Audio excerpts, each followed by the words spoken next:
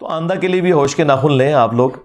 اب کوئی نیا سپر مین عمران خان صاحب کے بعد لانچ نہ ہو رہا اور آپ پھر اس کے پیچھے لگ جائیں. ٹھیک ہے, آپ کو پتہ ہے کچھ عرصے سے پاکستان کی جو پولیٹیکل سچویشن ہے یہ کافی زیادہ خراب ہو چکی ہوئی ہے, اور ظاہر ہے کہ اس کا ایفیکٹ پاکستان کی عوام پہ بھی پڑتا ہے. اور سب سے بڑھ کر یہ کہ ہمارے پولیٹیکل لیڈرز مذہب کی آڑ لے کر اپنے پولیٹیکل گینز کی خاطر عوام کو کسی خاص ٹریک کے اوپر چڑھا دیتے ہیں. اس کا نقصان پھر مجھے اٹھانا پڑتا ہے. ظاہر ہے جب کوئی مذہبی ٹچ دے گا اپنی ویڈیوز کے اندر, مذہب کو ٹول کے طور پر استعمال کرے گا, تو پھر مذہبی پلیٹ فارم کی ذمہ داری ہے کہ وہ سچائی کی بات لوگوں کو بتائے. اس کے بغیر گزارا نہیں ہے. اور یہ جو مذہبی ٹچ والا ایشو ہے یہ شروع سے ہی ہے. یعنی پاکستان میں بہت بڑا ایک ڈکٹیٹر جس نے 11 سال تک حکومت کی, ضیاء الحق, اس کے زمانے میں تو تمام علماء اس کے ساتھ اٹیچ تھے اور مرد مومن, مرد حق, ضیاء الحق, ضیاء الحق نعرے لگایا کرتے تھے. اور وہ ایک بڑے لیول کا مذہبی ٹچ تھا. خیر اس شر میں سے بھی کچھ خیر ضرور نکلا, لیکن اوورآل جو فرقہ وارانہ فسادات ہیں نا پاکستان کے اندر, وہ اسی کے زمانے میں شروع ہوئے. کیونکہ تازہ تازہ ایران میں انقلاب آیا تھا امام خمینی کے زیر اثر 1979 میں. تو انقلاب جب بھی کسی ملک میں آتا ہے تو وہ ایکسپورٹ ہوتا ہے دوسرے ملکوں تک. تو سعودی عرب کے بھی کان کھڑے ہو گئے, انہوں نے پاکستان میں پیسہ لگایا اور یہاں پر انہوں نے دیوبند مکتب کو یوز کیا اس حوالے سے کہ ایک پراکسی وار ایران اور سعودیہ کی پاکستان میں شروع ہو گئی, جس میں بہت قتل و غارت ہوا. یہ میں ضیاء الحق کے دور کی بات کر رہا ہوں. اس وقت کئی نان اسٹیٹ ایکٹر تنظیمیں بنی اور اس وقت ہمارے ریاستی اداروں کے انڈر وہ لوگ کام کرتے تھے, اور یہاں تک بات پہنچی کہ ٹوائلٹس کے اندر بھی نعرے لکھے گئے شیعہ کافر. حالانکہ شیعہ کا لفظ بھی قرآن کا ہے, کافر کا لفظ بھی قرآن کا ہے, حروف تہجی قرآن کے ہیں. آپ شیطان کا نام بھی ٹوائلٹ میں نہیں لکھ سکتے, جوتی کے اوپر نہیں لکھ سکتے. حروف تہجی کا تو احترام ہے نا, وہ شیطان کا احترام نہیں ہو رہا, قرآن کے حروف تہجی کا احترام ہے.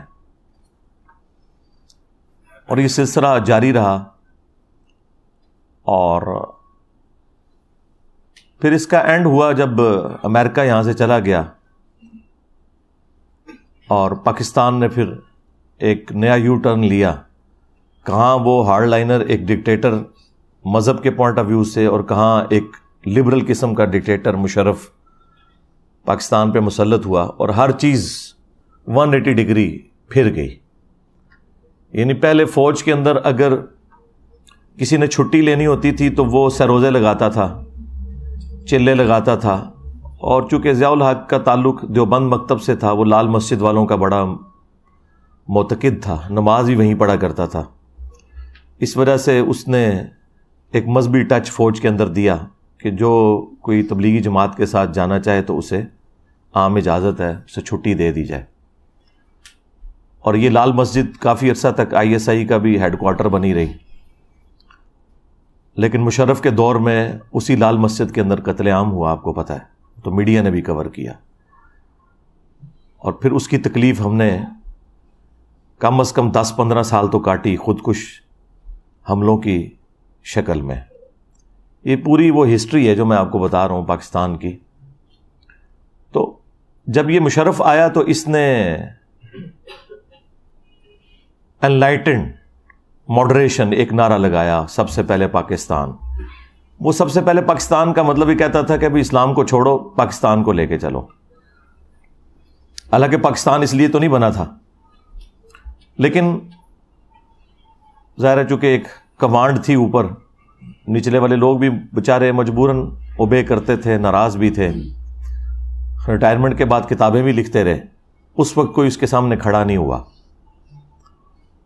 اور مذہبی لوگوں کے لیے زمین تنگ ہو گئی فوج کے اندر, داڑھی والے لوگوں کے لیے جو مذہبی لوگ تھے اس وقت ان کی جو وہ ACRs لکھی جاتی ہیں نا، اس میں ایک ٹرم ڈیوائز کی گئی، ریلیجیسلی موٹیویٹڈ، وہ آج تک چلتی ہے. یعنی کوئی مذہبی بندہ ہو نا کہ اس کو ہم نے اس رینک سے اوپر نہیں لے کے جانا، تو اس کے اوپر وہ لکھ دیتے ہیں ریلیجیسلی موٹیویٹڈ.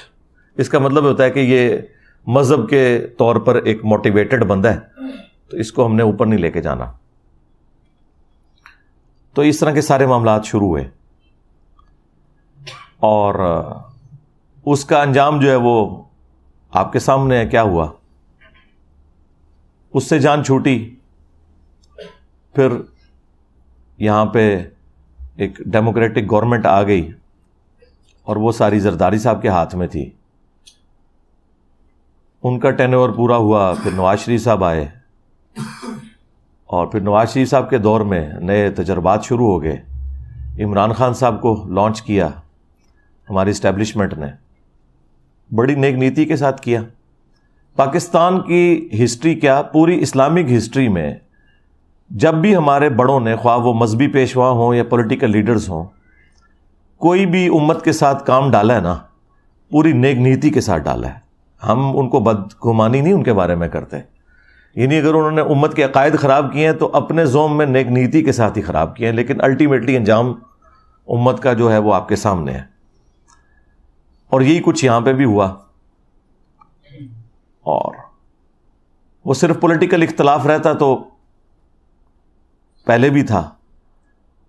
باقاعدہ ایک ایجنڈا لانچ کیا گیا کہ آپ نے سارے پولیٹیکل لیڈرز کو چور، ڈاکو، غدار وطن اور اس طرح یہ ساری کی ساری گالیاں نکالنی ہیں.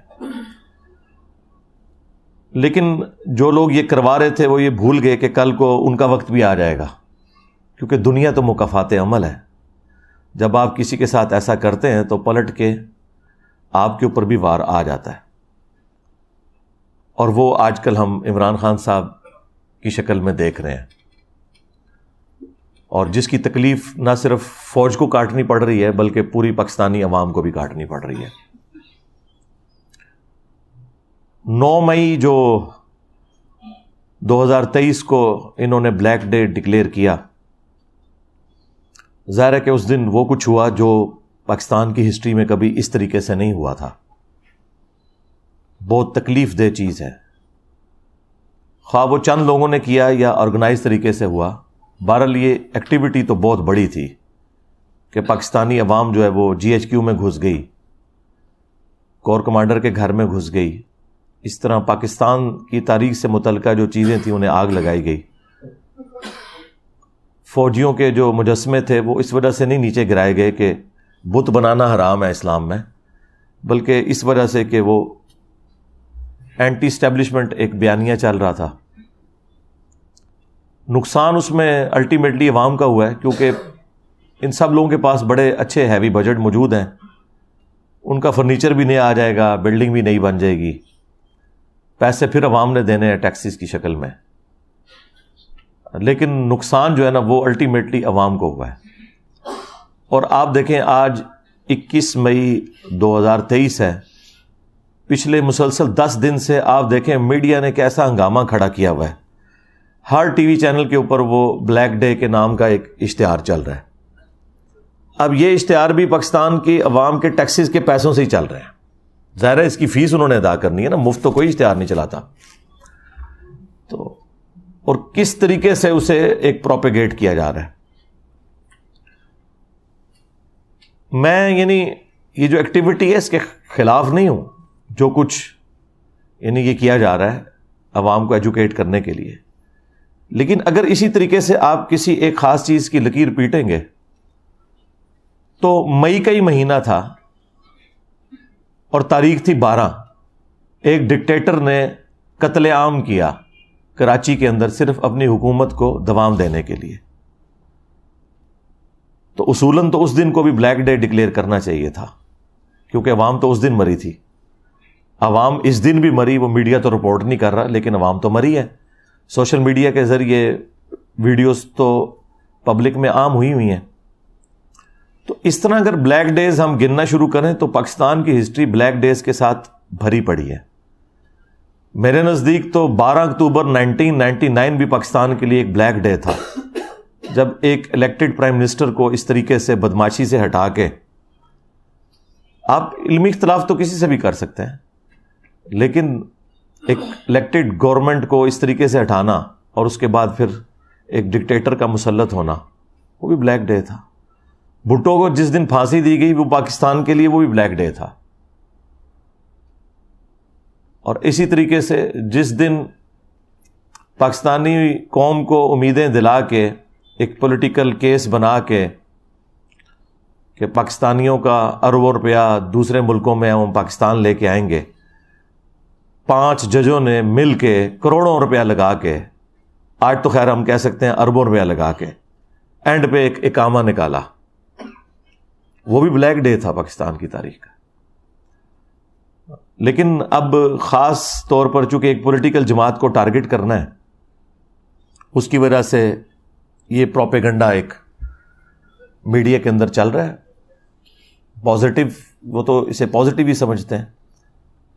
دوسری طرف خان صاحب کی مس ہینڈلنگ یہ ہے کہ وہ پہلے تو انجوائے کرتے رہے اس پورے معاملے کو.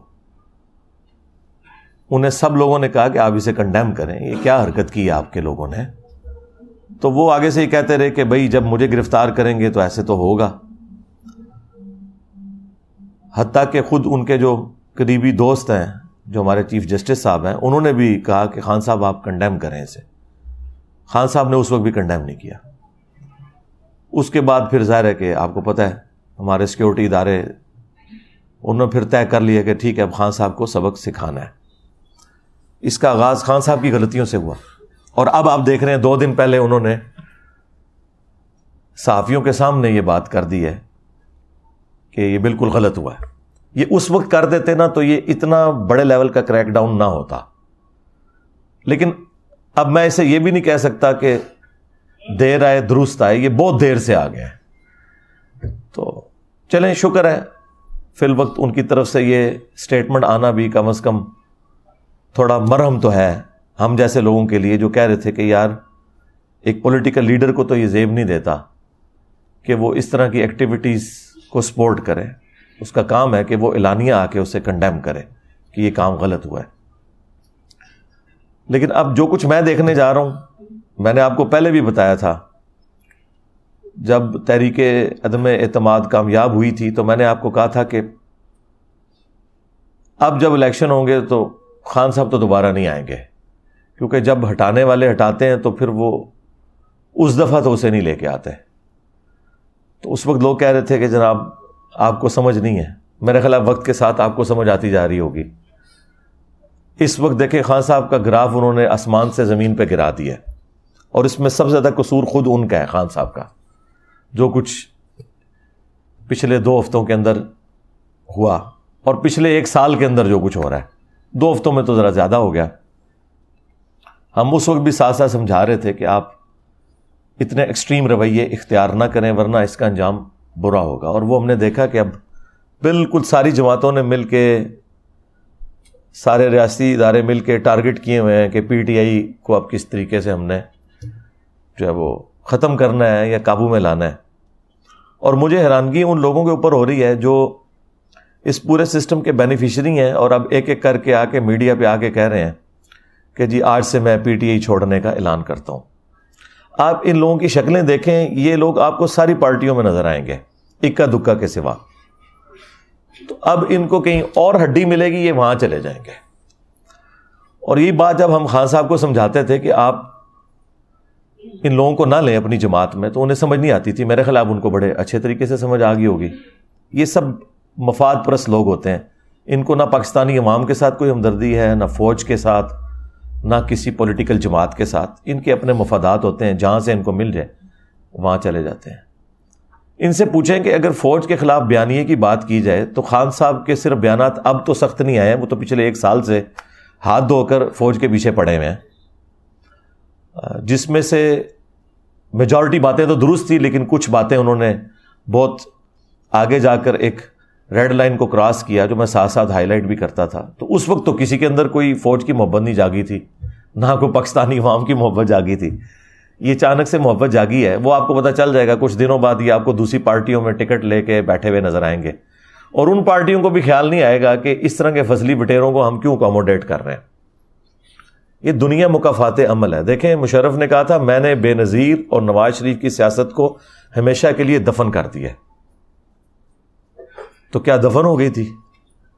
اسی نواز شریف کو پاکستان کی عوام نے تیسری دفعہ وزیر اعظم منتخب کر لیا. اسی بے نظیر کی جماعت کو ایک اور حکومت ملی. تو اب بھی اگر کوئی سمجھتا ہے کہ اس طریقے سے خان صاحب کو ہٹا کے تو وہ کسی جماعت کو، پولیٹیکل جماعت کو ختم کر دیں گے، تو یہ نہیں ہے. تو میرا خیال ہے جماعتیں ختم کرنے کی بجائے سافٹ ویئر اپڈیٹ کرنے چاہیے پازیٹیو طریقے کے ساتھ. انہیں بتایا جائے کہ یار یہ چیز غلط ہے، یہ یوں ہے. خان صاحب کو ہم بڑے عرصے سے کہہ رہے تھے کہ آپ کے اندر جو انا ہے، تکبر ہے، اور اتنا غصہ بھرا ہوا ہے اپنے مخالفین کے بارے میں کہ آپ کہہ رہے ہیں میں کسی کے ساتھ بیٹھنے کے لیے تیار نہیں ہوں. حالانکہ آپ پولیٹیکل لیڈر ہیں. پالیٹکس تو نام ہی مل بیٹھ کر معاملات کو لے کے چلنے کا. تو اس وقت جب اپوزیشن لیڈر شہباز شریف صاحب تھے، انہوں نے بھی بارہا کہا کہ ہم مل بیٹھ کر کوئی چارٹر آف اکانومی یا چارٹر آف ڈیموکریسی لکھ لیتے ہیں. لیکن خان صاحب کہتے تھے میں ان چوروں کے ساتھ نہیں بیٹھوں گا. اور وہ اس لیے کہتے تھے کہ انہیں اس وقت اسٹیبلشمنٹ کی بیک حاصل تھی، اور اس وقت اسٹیبلشمنٹ کی پالیسی بھی یہی تھی کہ اپنے مخالفین کو آپ نے ملیا میٹ کرنا ہے. جن مخالفین کے ساتھ آپ دوبارہ سے دوستی ہو گئی ہے، یہ دوستی اس بات کا ثبوت ہے کہ جن کے ساتھ دوستی ہو رہی ہے انہیں بھی سبق سیکھنا چاہیے کہ کل کو اگر کوئی اور مسئلہ کھڑا ہوا نا تو انہوں نے دوبارہ سے خان صاحب کے ساتھ دوستی کر لینی ہے اور آپ کو انہوں نے جیلوں میں ڈال دینا ہے. اور یہ ایک سرکل چلتا رہے گا. لہذا بہتر یہ ہے کہ سارے مل بیٹھ کے، اب خان صاحب کی جو کمر ہے وہ کافی حد تک ٹوٹی ہے اور ان کا وہ سریا نکلا ہے، اور وہ یہ کہہ رہے ہیں کہ میں بیٹھ کے بات کرنے کے لیے تیار ہوں، مجھ سے کوئی بات ہی نہیں کر رہا. پہلے تو وہ کہتے تھے میں صرف فوج کے ساتھ بات کروں گا، لیکن اب وہ پولیٹیکل لیڈرز کے ساتھ بھی بیٹھنے کے لیے تیار ہیں. تو میرا خیال ہے اتنے عرصے کی محنت رنگ لائی ہے، تو اب ان کے ساتھ بیٹھیں اور معاملات کو سکون سے حل کریں. اور میرا خیال ہے اس وقت وہ جتنے ڈیفینسو موڈ میں ہیں نا، وہ اکتوبر میں الیکشنز پہ یہ تیار ہو جائیں گے. وہ تو اس پہ بھی اب خوش ہوں گے کہ اکتوبر میں ہی الیکشن مل جائے، کیونکہ مجھے تو نظر آ رہا ہے یہ اکتوبر سے بھی کوئی آگے کی کوئی گیم چلنے جا رہی ہے.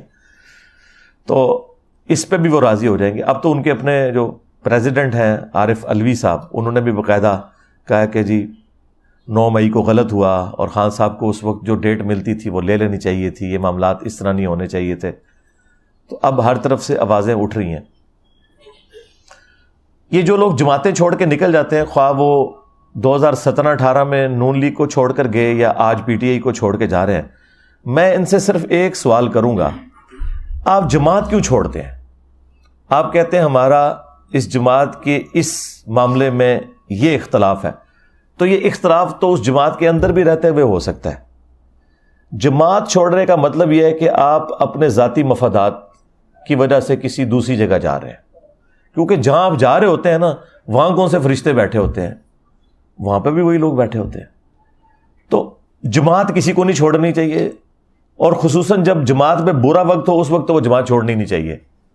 پھر تو یقیناً آپ کو کسی نے ہڈی ڈالی ہے. ہاں جب اچھا وقت ہے اس وقت سارے لوگ فائدہ اٹھا رہے ہوتے ہیں، کیونکہ اس وقت بجٹ مل رہے ہوتے ہیں، ان کو پوسٹیں مل رہی ہوتی ہیں. ٹھیک ہے، یہ جو عامر کیانی صاحب ہیں، انہوں نے جو جو مہربانیاں کی ہیں پاکستانی قوم کے اوپر جب تک یہ وزیر ہیلتھ تھے، جی ہاں، ان کی جو کارستانیوں کی لسٹ ہے وہ پوری قوم کو پتہ ہے. آج معصوم سی شکل بنا کے یہ جماعت چھوڑ رہے ہیں، اس کو تو پڑھ کے جیل میں ڈالنا چاہیے. تو یہ بیسیکلی اپنا آپ بچا رہا ہے کہ یار میں جماعت چھوڑتا ہوں، اس کے بدلے میں جو میں نے چوریاں کی ہیں نا اس قوم کے ساتھ، اور اس میں خان صاحب بھی مجرم ہے کیونکہ ان کے انڈر تھا یہ، وہ چوریاں معاف کر دو میری. یہ میں باتیں اس لیے کر رہا ہوں تاکہ پی ٹی اے والوں کو بھی سمجھ آئے کہ جب ہم آپ کو کہتے تھے نا کہ یہ ان کے ساتھ بھی سارے چور کٹھے ہوئے ہیں، اس وقت آپ کو نہیں سمجھ آتی تھی یہ بات. پھر جہانگیر ترین صاحب جب چھوڑ گئے تو آپ نے کہا ہاں اب چور ہو گیا، یہ چھوڑ گیا. جب تک اندر تھا پھر بالکل ٹھیک تھا.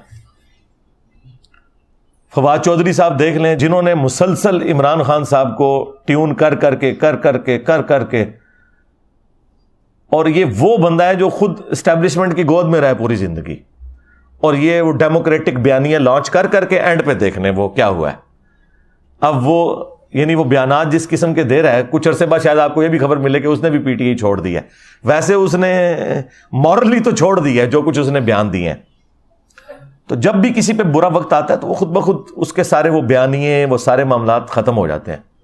یہ ساری باتیں میں اس لیے اپنے پلیٹ فارم سے کرتا ہوں کہ پاکستان میں سیاست اور مذہب اس طرح جڑی ہوئی ہے, اور خصوصاً ہماری جو ینگ جنریشن ہے نا, وہ تو خان صاحب کی وجہ سے پالیٹکس کے ساتھ اٹیچ ہوئی, اور خان صاحب نے جو مذہبی ٹچ دیا ہے اور جو مذہبی تڑکا لگایا ہے اپنی سیاست کو, اس کی وجہ سے ہمارے بھی جو ٹین ایجرز بچے ہیں نا, وہ بھی مطلب ایک مذہبی پیشوا کے طور پر پولیٹیکل لیڈرز کو دیکھنا شروع کر دیتے ہیں.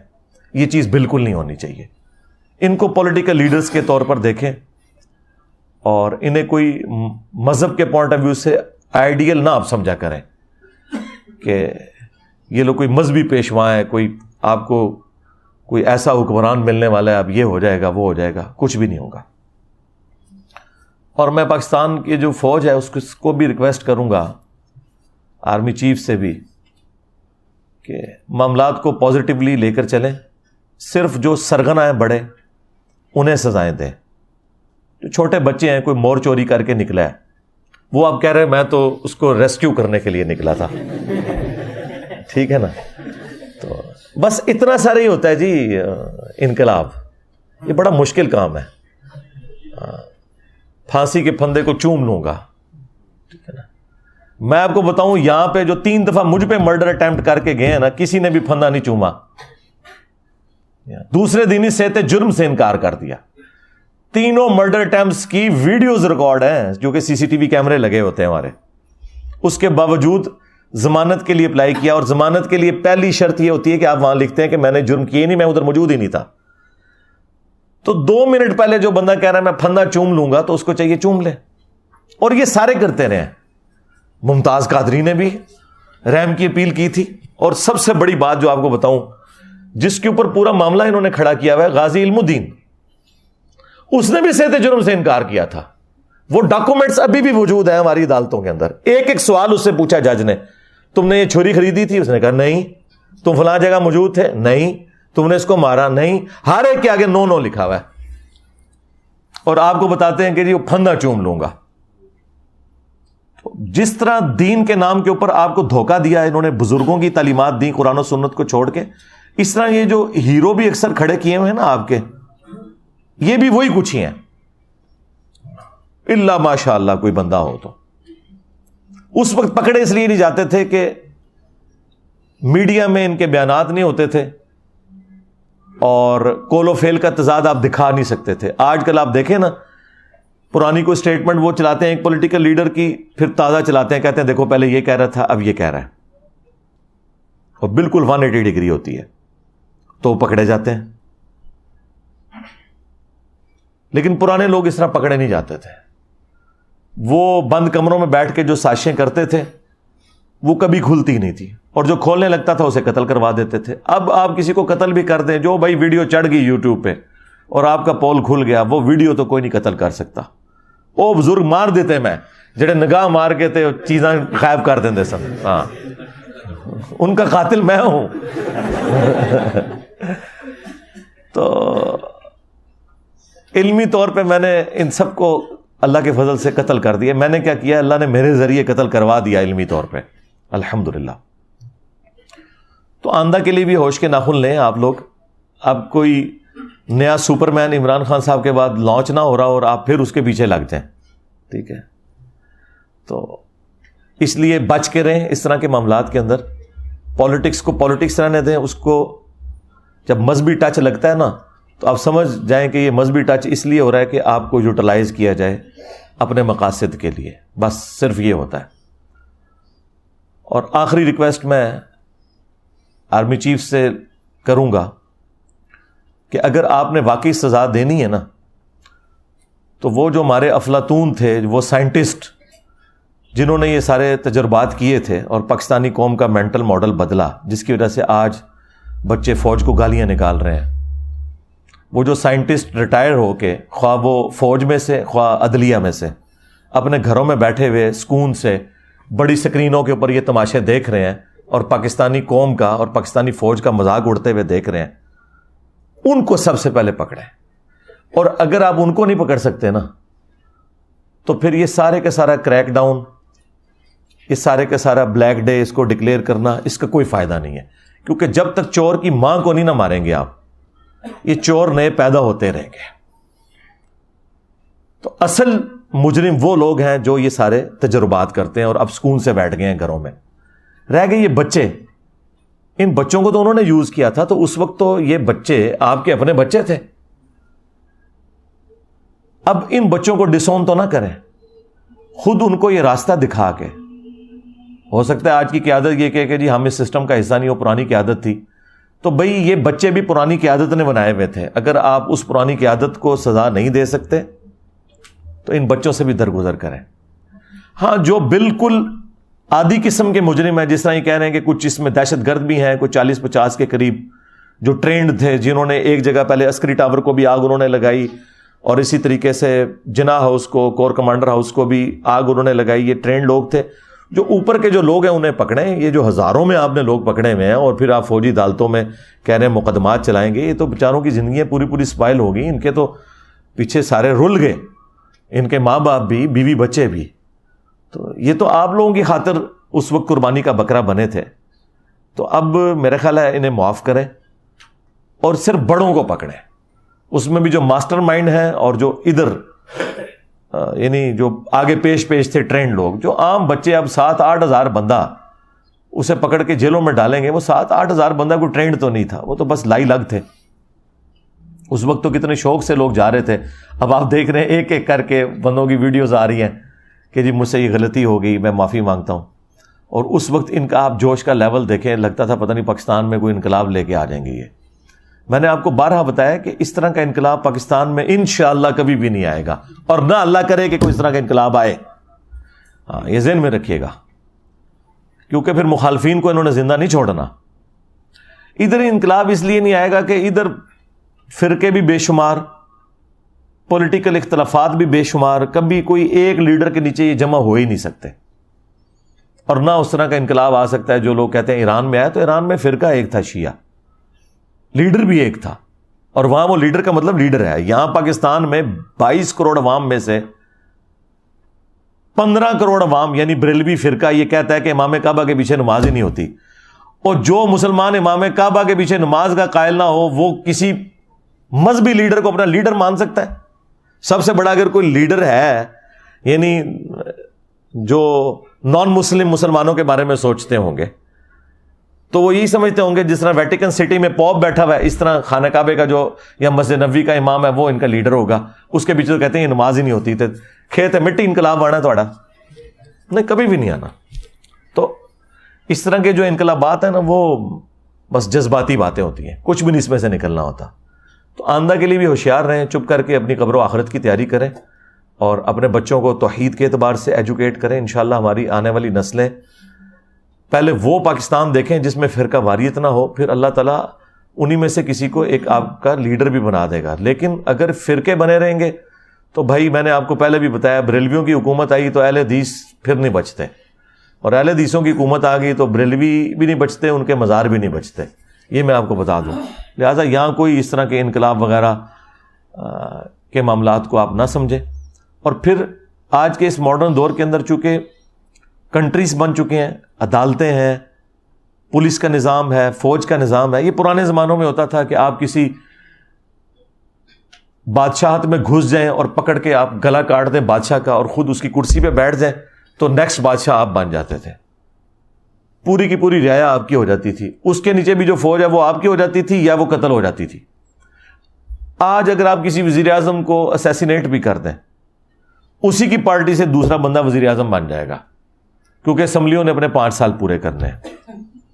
اسے انشور کون کرے گا؟ جوڈیشری کرے گی، فوج کرے گی، کیونکہ وہ تو آئین کے ساتھ کھڑی ہوئی ہوگی. لہٰذا اب اس طرح کے انقلاب نہیں آ سکتے اس ماڈرن دور کے اندر.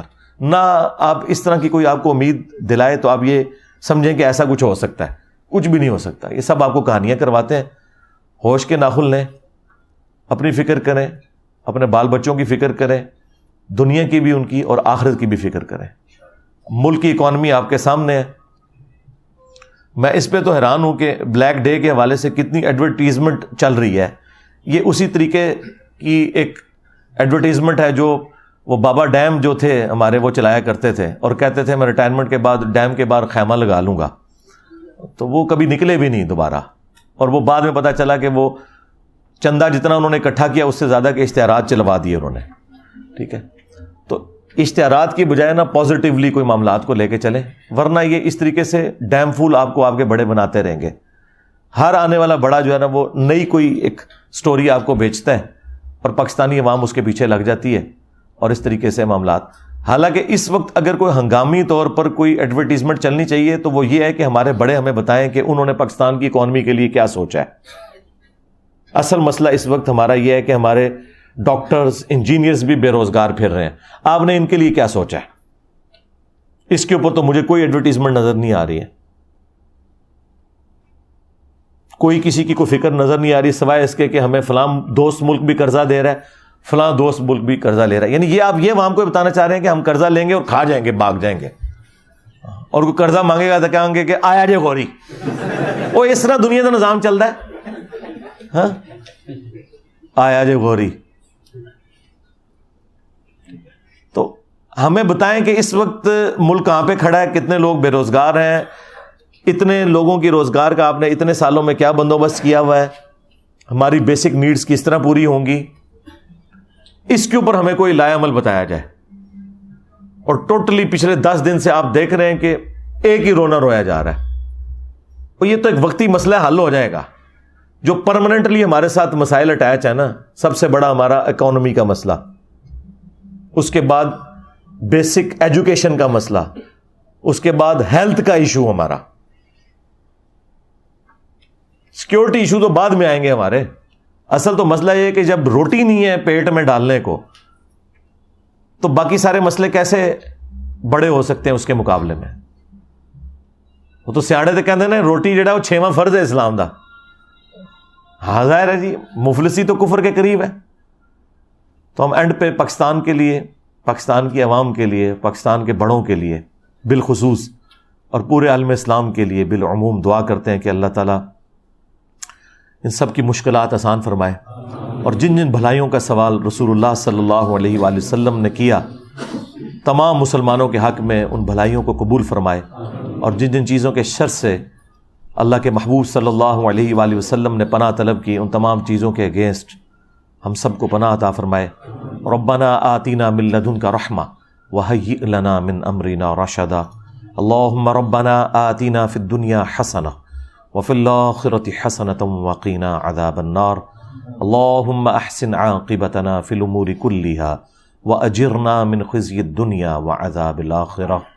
اللہم صلی علی محمد وعلی آل محمد واصحاب محمد وازواج محمد وامت محمد اجمعین الی یوم الدین. آمین.